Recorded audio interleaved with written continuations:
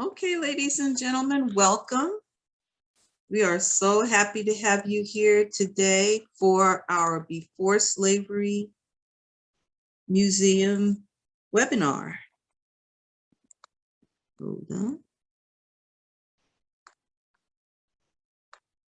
All righty. And so we're ecstatic that you're here. And I know we're going to really enjoy this. So I hope you have notebook and paper ready because today's webinar is going to be very valuable. Before Slavery Museum is an attraction coming to the Metro Atlanta area late next year, 2022. And the focus of the museum is the pre-slavery history of African Americans. Where did we come from? What was our culture like? How did we live? And it would be nice if we could also personalize that by taking our own personal family histories and tracing them back step by step until we reach those forgotten shores. So that's why we're excited to welcome today's special guests, Hannah Scruggs and Lisa Crawley from the Robert F. Smith Family History Center at the Smithsonian.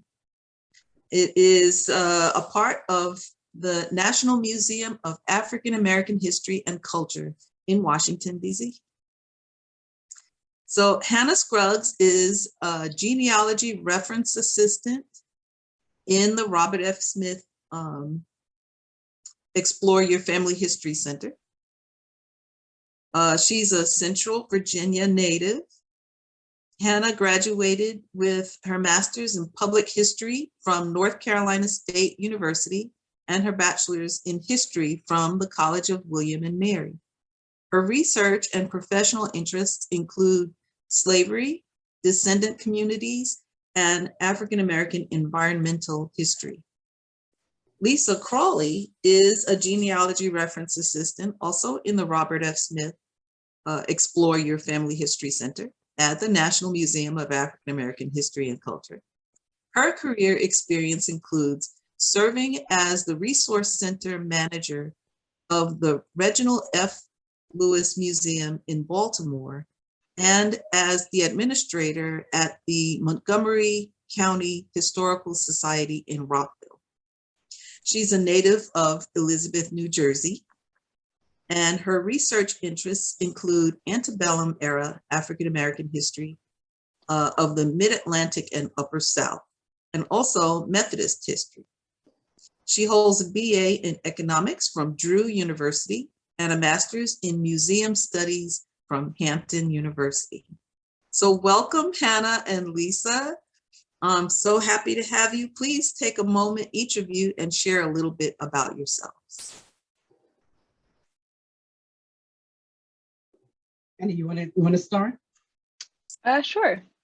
Thank you so much for that introduction. And thank you so much for having us today. We're really excited to be here.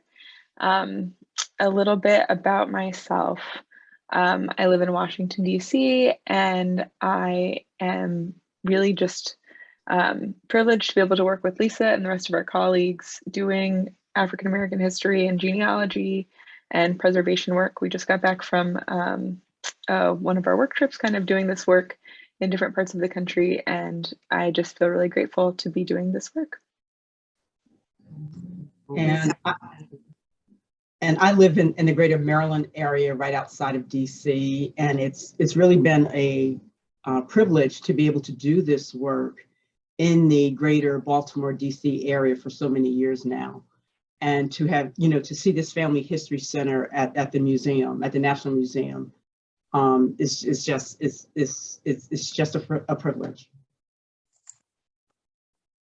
Awesome, awesome. Yes, I visited the museum a few times. My daughter went to George Mason University, and so we've been there several times, taking lots of family members and friends.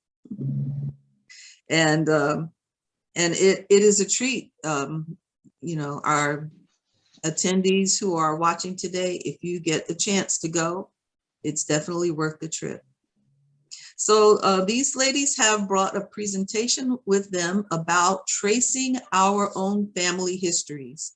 And we'll go right on into that. And then later on, I have a few questions and we'll open it up for the people who have joined us to put your own questions into the chat.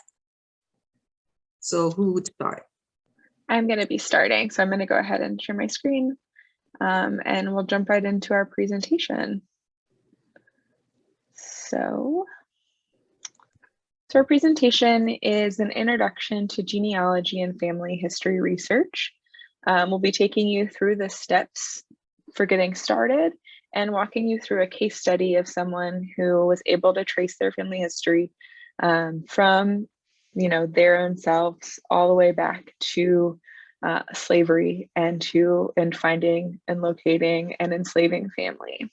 So I'm going to share the basics part, and then Lisa's going to jump in with a case study in just a few minutes.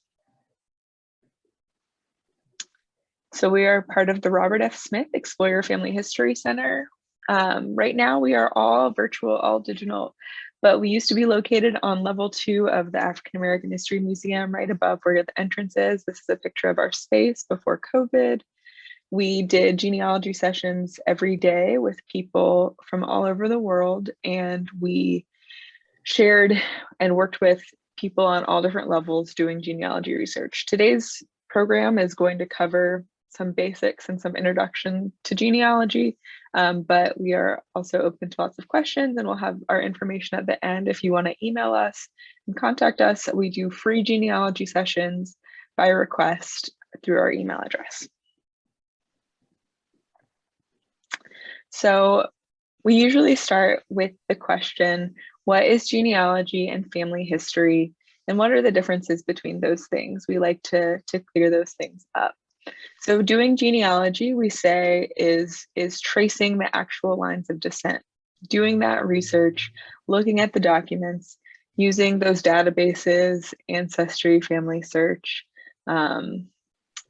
Fold3, etc., Heritage Quest, to find our family members in those records.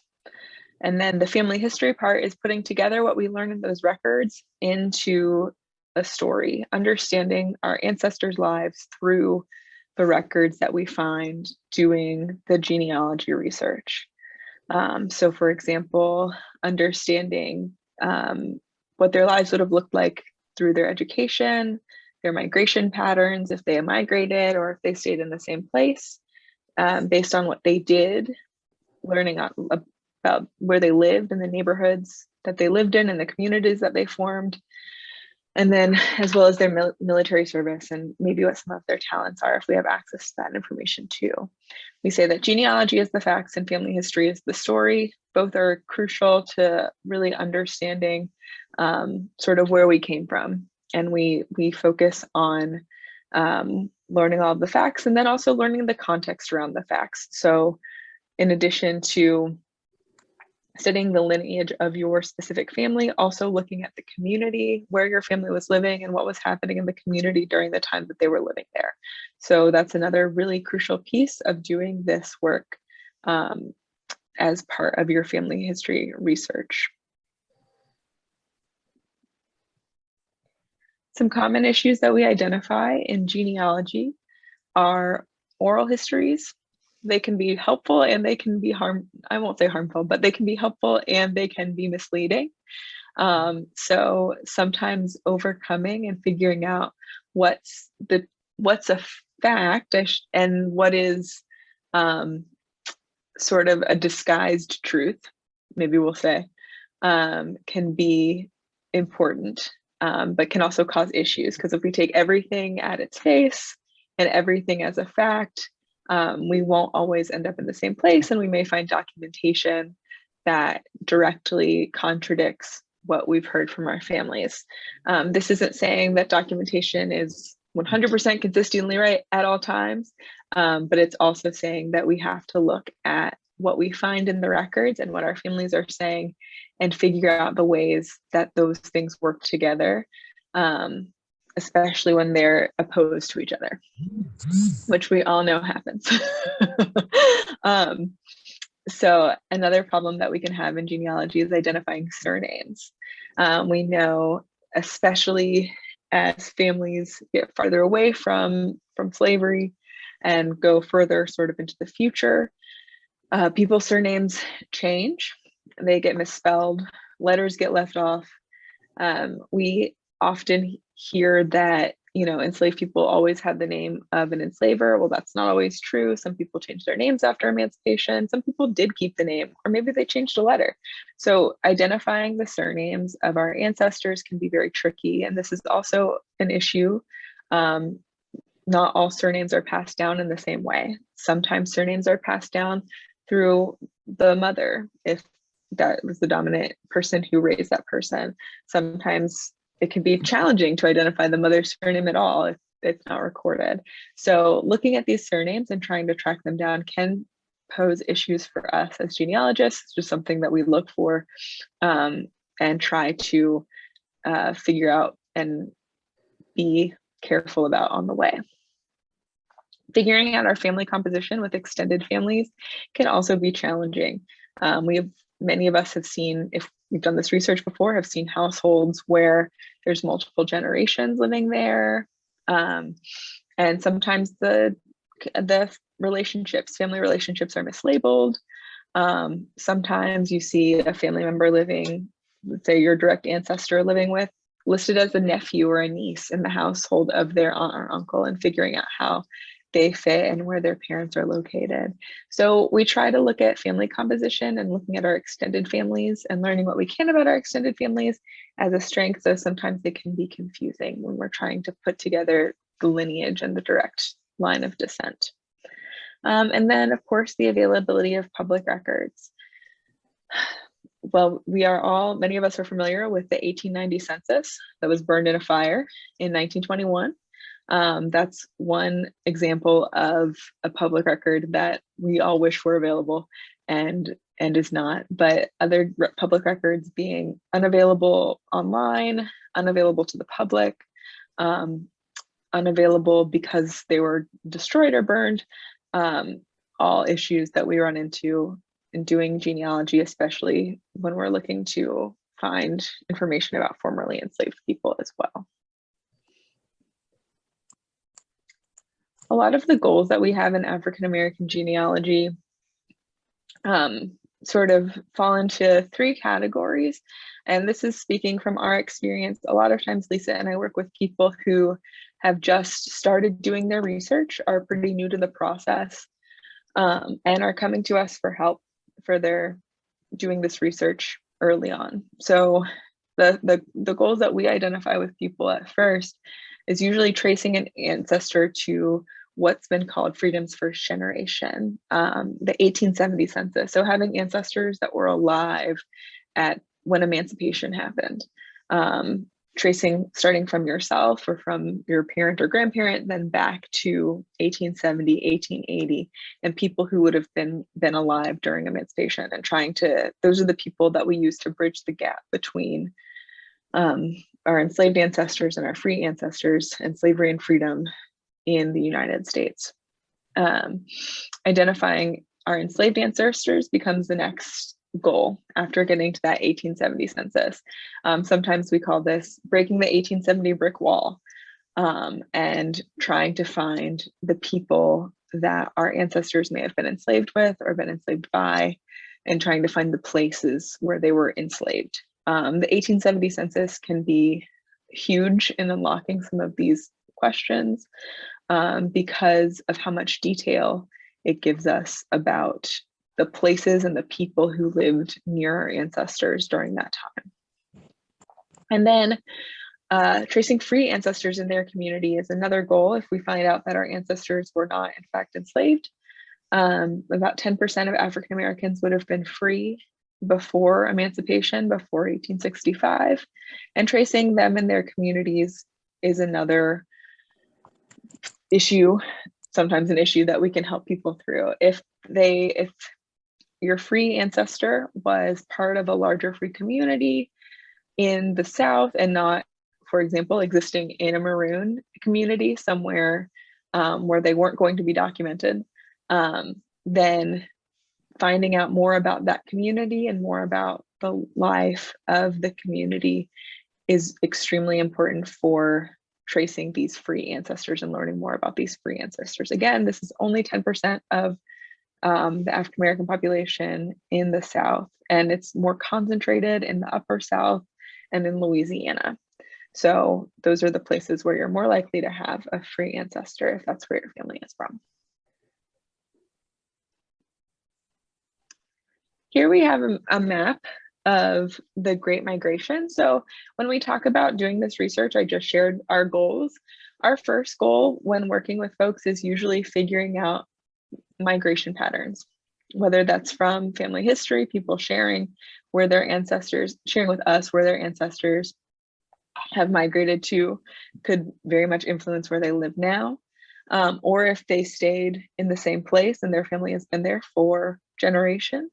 That's usually what our first step is and what our first step looks like in doing this research.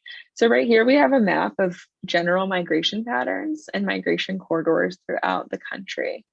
You'll see that a lot of people from the Southeast going from Florida up to Virginia and Maryland left for cities like Washington, D.C., Baltimore, New York, Philadelphia, those Eastern Seaboard cities, as well as places like Rochester and Buffalo, Albany, and sometimes even as far north as Boston. Folks from Mississippi, Alabama, Tennessee, and Kentucky, the sort of middle South, deep South and middle South, often went to sort of the industrializing cities of the Midwest. And we have Pittsburgh, Cleveland, Detroit, Milwaukee, Chicago.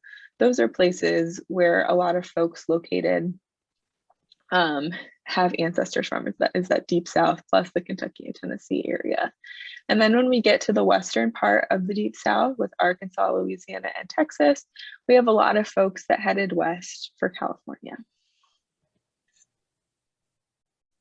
The databases that we use with the people that we work with typically are Ancestry Library Edition, Fold3, and Family Search. These were also the databases that we used in person in the Family History Center when we were there. Family Search is a free database, and then Ancestry and Fold3 are both subscription, though Ancestry Library Edition has been available through many public libraries since the beginning of the pandemic, though that may be changing soon. And Fold3 is another subscription service that focuses on military and our ancestors with military backgrounds. And then after we sort of, get into the database, our first steps with folks is identifying the records where we find their ancestors. So we focus on the census. Census is a great set of documents that happens every 10 years and gives us a lot of information about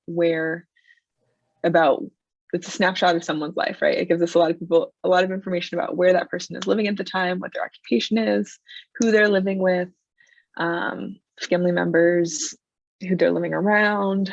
So we love the census, and it happens every 10 years. And so it proves a nice little check-in when we're doing this research. We also use military records. Draft cards for World War I and World War II can be especially helpful. They often list employers and occupation. And then vital records like birth, marriage, and death certificates can give us that family information, the names of parents, the family or maiden names of women, and locations of those big life events. And then there are some international records available, especially in Family Search that have to do with the Caribbean, that can also prove very helpful in doing this research. And when we're doing this, we concentrate also on thinking like a genealogist. So we have a few points here that we like to focus on when we're doing genealogy research with folks and that we try to drive home in our sessions. But to be aware of computer errors, there are many inaccurate transcriptions. So we always say, look at the document, not just the transcription, so that you make sure that what you're seeing in print and typing is what actually was written. People are more than just their name. There are many people, one with the same name. So you have to make sure that other parts of their identity match, like their age, their location, family names, things like that. But they also could be recorded with different spellings of their names, with nicknames. So it's more than just finding a name match in those records.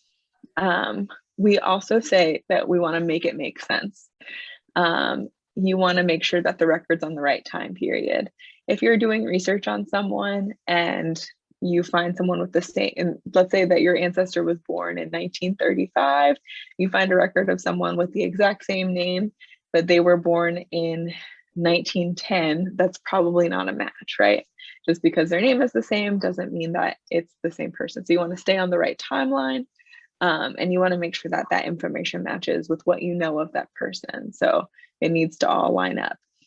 And then we also recommend using the fan club, researching, not when you are getting stuck with your ancestor, also researching families, neighbors, and associates, making sure that you're using a holistic picture of community to your benefit and doing family history research. And now I'm going to turn it over to Lisa. Great, thank you, Hannah. So the first thing we talk about when starting your family tree, we encourage people to start with a family member born right before 1940. This could be a family member that we call the greatest generation or a member of the silent generation. The reason we say that is 1940 is the latest census available to the public.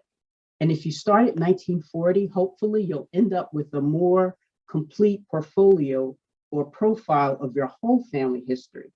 So at the end of the day, you don't want to skip any possible records that are available on your family.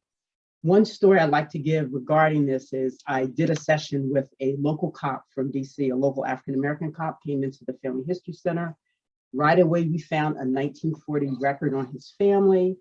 In that household was a grandmother living with the family who was over 90 years old. So she would have been born during slavery. Had he insisted on starting earlier with that family, we may not have found her, particularly when it comes to female relatives who are subject to name changes from your maiden name to your marriage name and these kinds of things. So again, you want to start hopefully at 1940. I also tell people to start with the side of the family that you know the most about, because you will hopefully find more records on that family and you'll understand the actual process in terms of going from one generation to the next generation to the next generation. So you want to start doing all these things. And as Hannah had indicated before with those major databases, you're going to start on one of the major databases, just like FamilySearch.org, which is free, or the library edition of Ancestry, which is available for free with your public library card through most public libraries. And since the pandemic, most public libraries that offer Ancestry actually have been offering it to their patrons from home. So you just have to get on board with your public library card and just and sign on in and get started.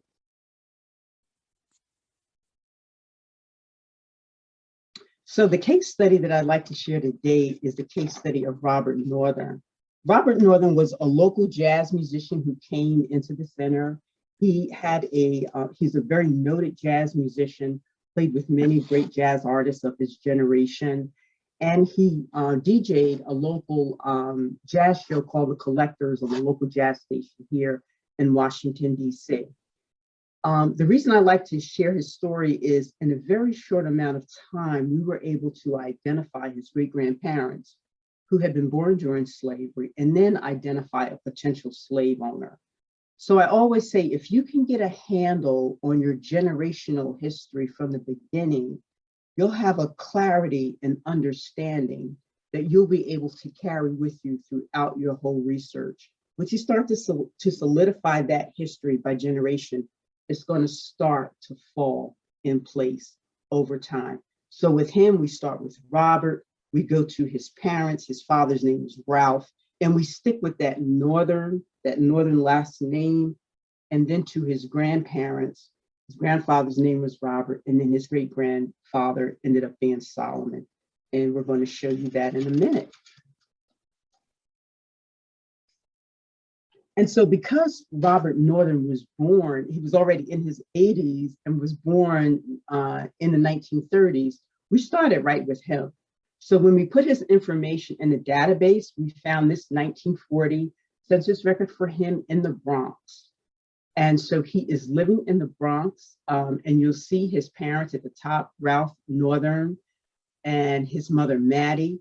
He's listed on on this line here. He's listed as 5 years old, single, and with each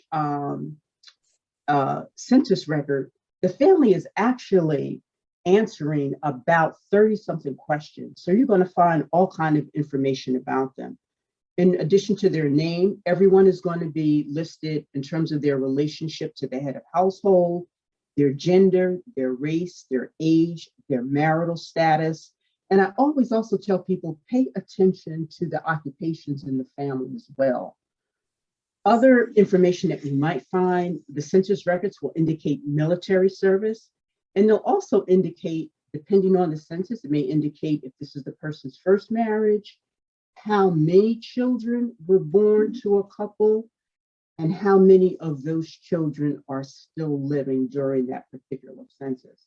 So you can find all kinds of information on any census record. You'll want to, in particular, again, pay attention to who is living in that household during that census, and anyone found on that record, because you're going to be given a whole page. So essentially, when you see the whole census record, you're not only looking at your family, but you're looking at the neighborhood, because that census taker is going door to door, asking these questions to the whole neighborhood. So if you look at the bottom of this slide, you'll start to see some of these other neighbors listed on that page. And as we know, sometimes we have cousins living next door. We may have grandparents living next door. So by scanning the whole page, you may find other relatives in your family as well. And then again, you're going to want to pay attention to where your family was living during that particular census record, so you can begin to trace the migration of that family. And if we go on to the next record, we're not going to show all the slides, that is all of the census records for the family. But if we go back to this 1910 record, now we're going to find Ralph, who was the father in the other record. Hannah, if you could put your, there you go. If you could find him, and she's showing you Ralph, he is now the son. He is now 6 years old, and his parents are Robert and Bessie.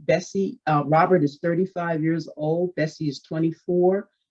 They give their origins both as being from Virginia. And if we look further down at this record, we also have a Martha Rhodes, who's listed as the mother. So she is the mother to the head of household. She is Robert Northern's mother. Now she has a last name Rhodes, which is different from her son. Normally, right, your parents would have the same last name. So this is probably indicating that she must have married again after being married to whoever the father was to Robert. And we're going to look into that further.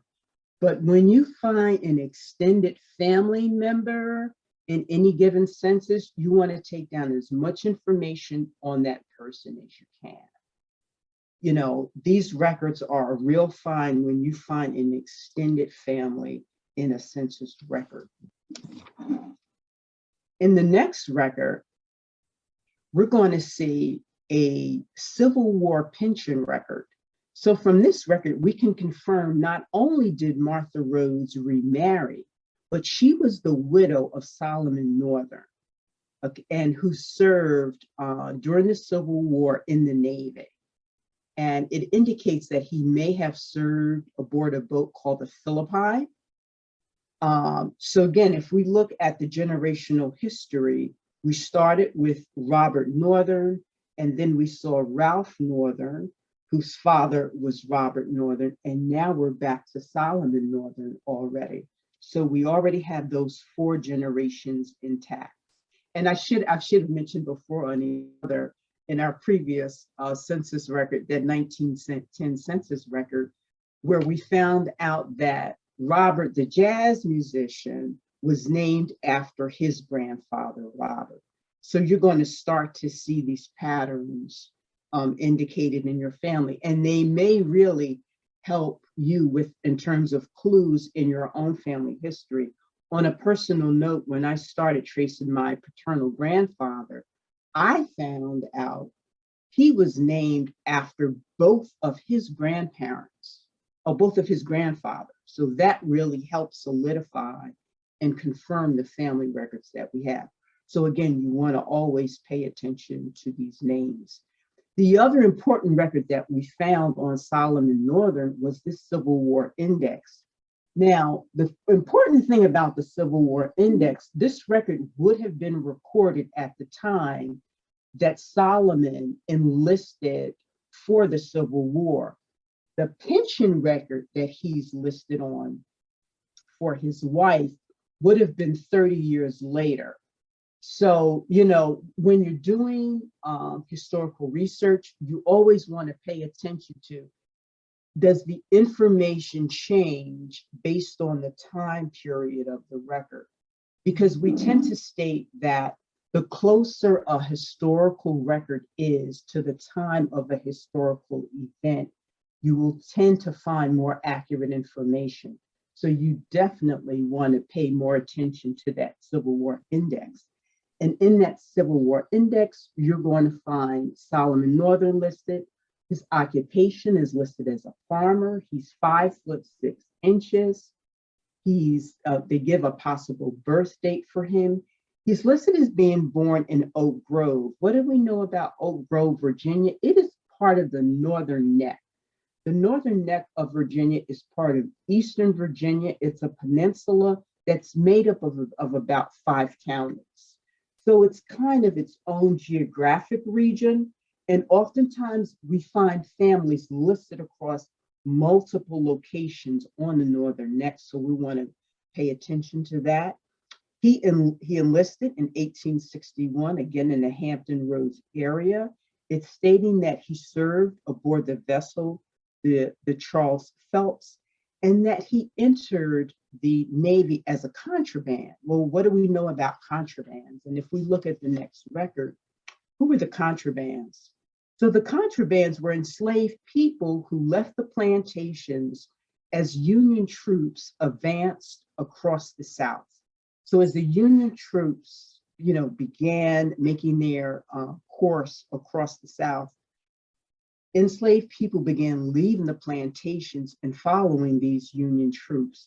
And one of the largest contraband camps that we know about was the contraband camp at Fort Monroe, which is now a National Historic Site.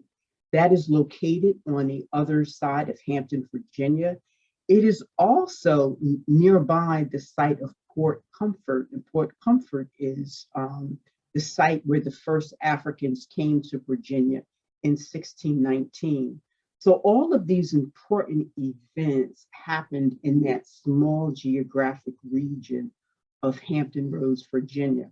On the left in this slide, you're going to see African-American men who were contrabands. They were serving as laborers for the Union troops. And this image comes to us from Dickinson College. And then on the right is one of the historic buildings found on the site of Fort Monroe, again on the other side of Hampton, Virginia.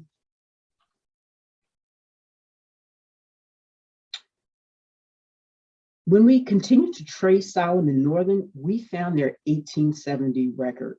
Once you find the 1870 record on your family, we say that you've accomplished the first major milestone in African American genealogy. You've gotten your family back, started with the 1840 census, back to the 1870 census. 1870 census, first census after slavery, where all African Americans are listed as free people. This 1870 record is one of my favorite records. Here we find Solomon Northern. He's listed as an oysterman. His wife, again, was Martha, who became Martha Rhodes. And they named their 6-year-old son after the former president, Abraham Lincoln.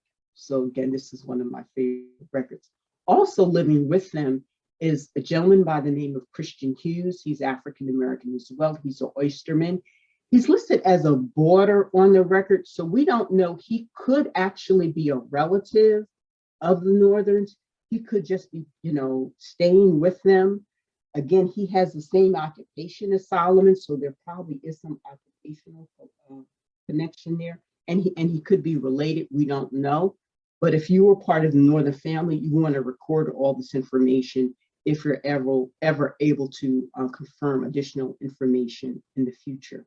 And now we want to look and see if we can find any more information before 1870. And when we did, we found this 1868 marriage record. Now, this is really an exception. It's, in the course of conducting public genealogy, since I've been with the museum and even when I was in Baltimore, it's very rare that I'm able to find a Civil War era, Reconstruction era marriage record for African-American family. And we were able to do so on the Northern family. We found this 1868 record for Solomon Northern.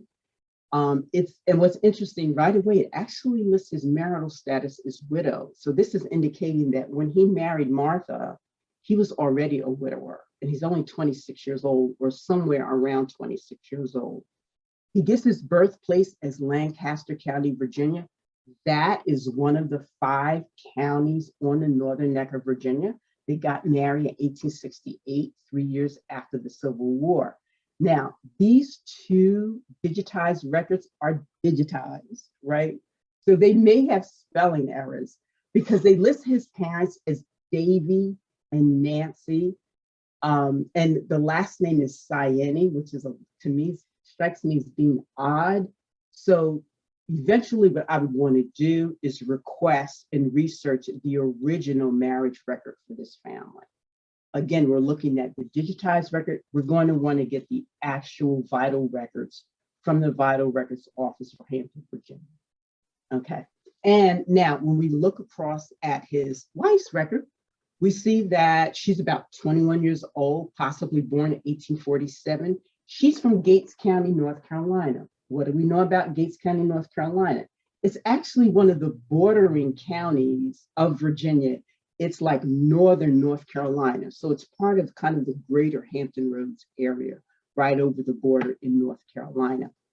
It also lists another generation for her. It lists her parents, Davy and Lottie Boyd.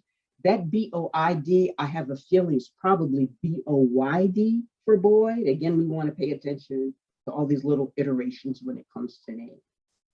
And when I continued to look and see if I could find a possible slave owner, I didn't find them. Let me say this before I get to the slave schedule. I did not find them on any additional census records like most African-American families.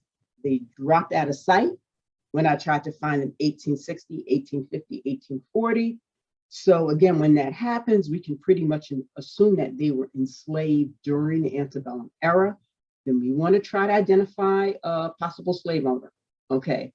Now, and as Hannah indicated, it's not always, we don't always share the last name with the last slaveholder, but many people do. If there's oral history that may indicate a potential slave owner, we want to start sifting that information or using that information. If you don't have any information on the family, start with their last name. See if you can track that back further. So when I did that, we know there are 2 slave schedules, one for 1860 and one for 1850. I want to look at that geographic region of the northern neck of Virginia that I said was made up of 5 counties. Oak Grove, which was listed as one of Solomon Northern's birthplaces, is in Westmoreland County. There was only one northern slaveholder for Westmoreland County for the 1850 slave schedule. When we average Solomon Northern's age based on his military record and his census record, when we average that, we actually come up with a man who could be somewhere between the ages of 25 and 30. And when we look at the slave schedule, we see that John Northern owns two men, including one who is age 25 and another who, let's see here, who is age 30. Down, yeah, we don't have him marked off in red, but you can see him here as well as I can. And when you look at the slave schedule, 98% of them will not list the names of the enslaved people. What they do list is the age of the person, their gender, and their race. You'll either see B for Black or M for mulatto. In order to find out the names of these people, then you have to go to the courthouse and look up the court records and research the libraries to see if there are personal papers for these slaveholders, to see if they identify the names of their enslaved people on their property records. So right now, what we have is a best case scenario. Again, we're one step away, but this is where we have left off with this one case study. And hoping now as the pandemic, well, we're still in it, but I'm hoping that as this lifts, we'll be able to do further research, and I'll be able to go and see if I can crack this case in the end. But right now, we do have a best case scenario of a John H. Northern as the potential slaveholder of Solomon.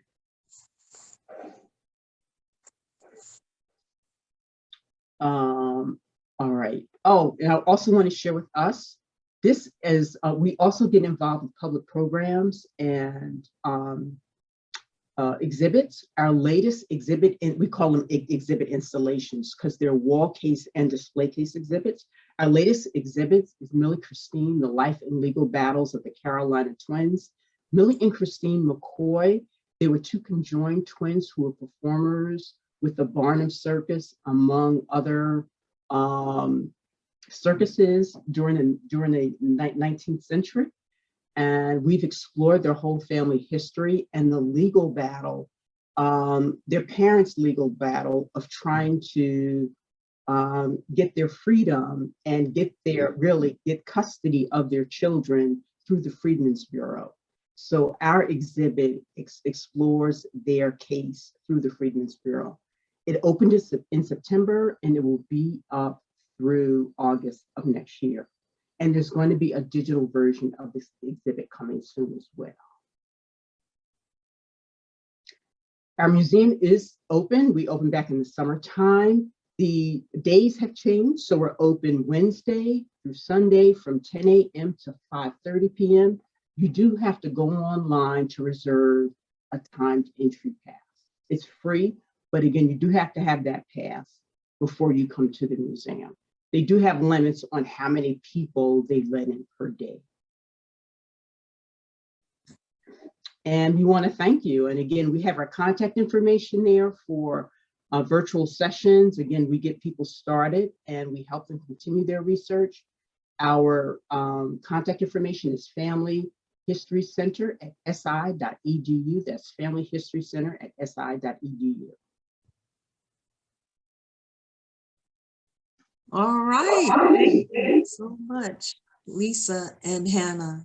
Really appreciate this. This has been very informational, very helpful for those people who are tracing their family history right now. So in case you joined us during the presentation, we want to thank you for attending the Before Slavery Museum's webinar today, Tracing Your Family Tree, with our guests, Lisa Crawley and Hannah Scruggs. We will open it up for questions in just a few minutes, but before we do, I want to share a few things here in this little breaking point. So when we open the Before Slavery Museum doors here in the Metro Atlanta area, we will also have in-house programs that you can visit and you can schedule time and further your family tree research. But I'd like to give special thanks to our sponsor Cobb EMC Foundation, and we're very grateful to the Cobb EMC Foundation. We also would like to share with you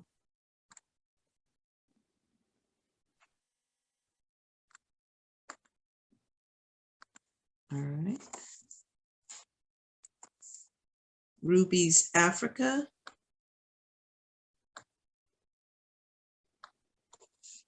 which is children's stories, animated children's stories about Africa, African children's stories. Ruby's Africa, and it's an app that you can download. And we will have a winner today from the last event that we had, that they can have 30 days free access to Ruby's Africa. All righty. And just, okay. Also, we would like to say thanks to Packed with a Purpose. And last but certainly not least, I'd like to take a minute to thank and honor one of our advisors, Miss Lorraine Thomas. Okay, I don't know if you can see this. Lorraine Thomas. Thank you so much, Lorraine. Your advice and guidance and support has been very helpful to the Before Slavery Museum. And I'll be contacting her directly and getting this to her. Lorraine, thank you again. And also want to make sure that you are aware of our Before Slavery Poetry Slam that we had for Black History Month this year in 2021. We had several young people around the world submit their poetry on Black history and the Black experience, and it became an ebook.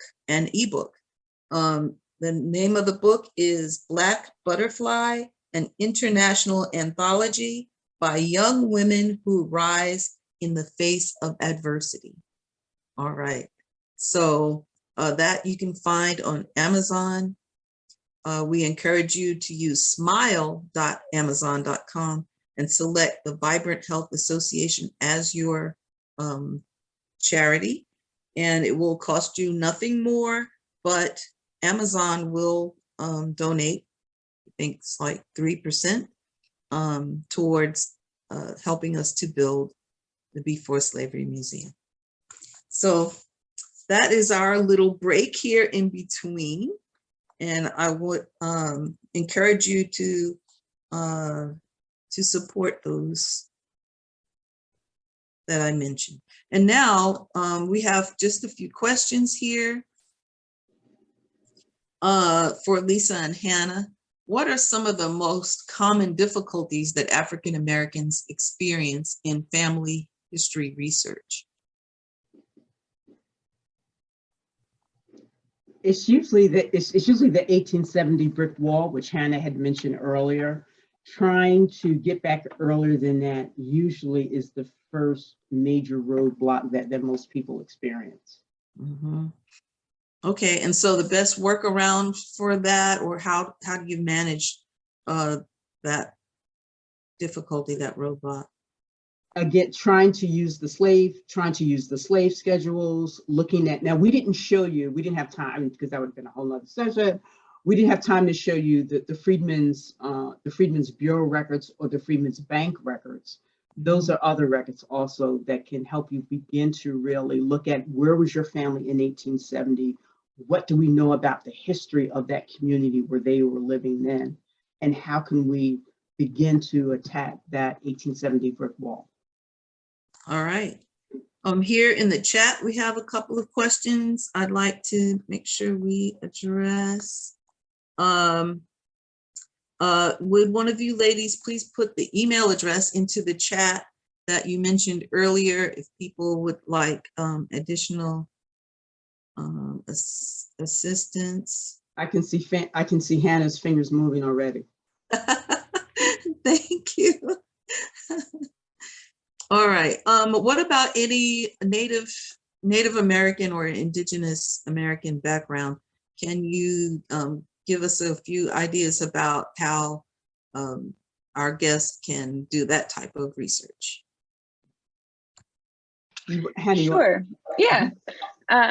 So when it comes to Indigenous heritage and Afro-Native genealogies and family histories, we definitely recommend looking into the works of Angela Walton-Raji, and among others, genealogists that focus specifically on this. Many of us have in our own oral histories that we have Indigenous heritages. The extent, like I was saying earlier, to which that is true is much more complicated than just we have, an Indigenous ancestor and we can trace them in this way. When it comes to Indigenous communities, a lot of people that have those heritages in, how should I say this? That are sort of more prominent, that have those ancestors, like multiple of those ancestors definitely closer to them. Many of those people have remained in those communities and have that history and those heritages and cultural practices. When it comes to tracing like a singular Indigenous ancestor back in time, that can prove very difficult, just like it can prove very difficult to trace a singular African or African American ancestor back in time and to pinpoint that person, like to pinpoint the person who came over or who was, stolen from Africa and brought over. Like it can be very difficult to pinpoint that person because a lot of that evidence has been destroyed and has been not kept up with on purpose, right? Whether that's in people's personal papers or in sort of the national record. When it comes to our oral histories that talk about indigeneity, sometimes these things are actually talking about a white ancestor that exist in that place. When we see M on the census and it says mulatto, that usually means that person was light-skinned, and it usually is trying to denote that person, there's a white ancestor, that person has a white ancestor somewhere along the lines, which we know from our DNA and from just history is much more common and much more prevalent in our African American histories than having Indigenous ancestors. And happened much more recently. That's a really painful history to deal with because we're talking about sexual assault, we're talking about rape, and we're talking about really complicated consensual relationships sometimes too. So all of those things exist and can be very, very challenging to talk about with our families because they could bring up trauma. And even if on the chance that relationship was consensual, that can also be hard, like that was probably an illegal relationship, right? So like it's very, very complicated when it comes to talking about these histories of mixed ancestry. So it's really important to keep all of those things in mind, to read the work of scholars and genealogists that also focus on Indigenous people, because they have also written a lot on this history and the shared histories, and also where the misconceptions come in as well. Good point. Good point. Thank you. Thank you for sharing. Okay, ladies, if you had a magic wand, describe a new tool that you might create to make our family tree research a little easier. Mine is probably boring, but it would just be to have more courthouse records digitized. More of these things are coming online, but if we had more of these records digitized, like long story short, there's something called People Not Property. The state of North Carolina is digitizing parts of their slave records for like 25 counties. If we had more of these records digitized, we would be able to break more what we call 1870 brick walls. So I'm just hopeful that what the state of North Carolina has started, I'm hoping that we'll see more of these records become available, you know, for everybody to use. Hannah, what's yours? Yeah, I think if I had a magic wand, it would be like bringing back records that have been destroyed, because there are a lot of courthouse records that have been burned, and so we miss a lot of the history that's there. And I wish that's another problem. Like access is one huge problem, and then just like lack of, you know, records that were destroyed is another huge one. Very good points. Very good points. As far as Native American research, we also have the rolls, you know, like the Dawes rolls and others. And if you are into that research already, you may already be familiar with those, but you can search for those rolls and then see how far you can get. I've been able to locate some family members that way, so it is possible. All right, well, ladies and gentlemen, we are coming down the home stretch here. At every webinar, we ask you, at the end, there's a survey. We ask you to take a moment and answer, I think it's 5 questions, maybe 6. They're brief. If you would, then your name will be entered into a drawing, and someone from today's webinar will win a Before Slavery t-shirt. So look for the email after the when the webinar ends. We also are giving away a Ruby's Africa 30-day subscription that if you have a child or a grandchild or a niece or nephew or other small loved one. And the winner from our last event is Sandra Shank. So yay, Sandra Shank, you will get an email from us later on this afternoon, and you can access that and share it with some young person that will be thrilled. We encourage you to please support this effort to build the Before Slavery Museum. Your monetary gifts are tax deductible. Special thanks again to our sponsors, Cobb EMC Foundation, Ruby's Africa, Together We Rise, and WONI Radio, WPGN TV and Radio. So we will be back. Our next webinar is with Dr. Emanuela Trevisan, which is January 23rd. And you'll get invitations. And I really want to thank Lisa and Hannah for coming out and sharing this vital information, because it's important to know, you know, where you came from, what's your lineage, what stock are you made of. These are people, and like the lady shared a few minutes ago, it's more than just names. You learn a lot about these. After a while, you get to feel as though you know them. Yeah. All right. So ladies, thank you. And I'll look forward to maybe you coming back again another time. Thank you so much for having us. Thanks so much. All right. Bye now. Bye-bye.